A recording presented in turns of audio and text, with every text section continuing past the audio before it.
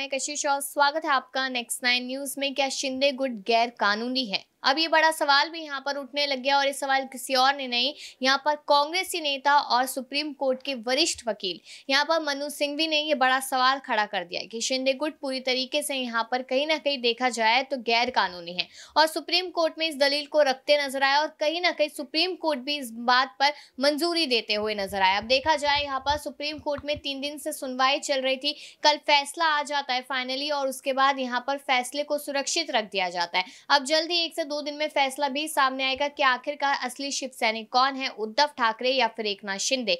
दूसरी तरफ देखा जाए चुनाव आयोग को भी हड़काते नजर आया था सुप्रीम कोर्ट और यहाँ पर चुनाव आयोग भी अपनी काफी अलग अलग तरीके की बातें रखता नजर आया, लेकिन सुप्रीम कोर्ट ने उसको नजरअंदाज किया। लेकिन अब मनु सिंघवी का इतना बड़ा बयान देना कि यहाँ पर सरकार गैर कानूनी तरीके से बनी थी, गैर कानूनी है और इसलिए उसकी मान्यता जल्द से जल्द रद्द कर देनी चाहिए। तो यहाँ पर जिस तरीके से देखा जाए तो सुप्रीम कोर्ट इस बात को मानता नजर आया, तो यहाँ पर शिंदे गुट के लिए मुश्किलें लगातार खड़ी होती नजर आ रही है।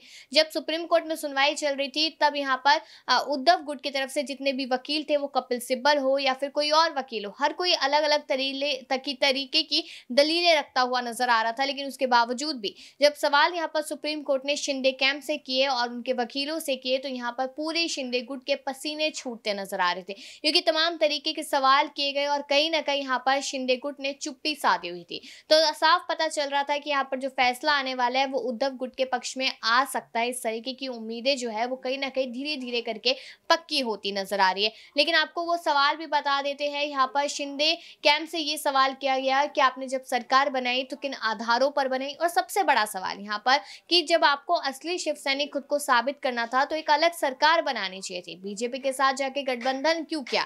यानी कि आप तो फिर बीजेपी का हिस्सा बन गए, आप शिव सैनिक थोड़ी रहे। ये बहुत बड़ी बात सुप्रीम कोर्ट ने यहाँ पर कही, लेकिन तब भी यहाँ पर शिंदे गुट चुप्पी साधे खड़ा रहा क्योंकि जवाब नहीं था।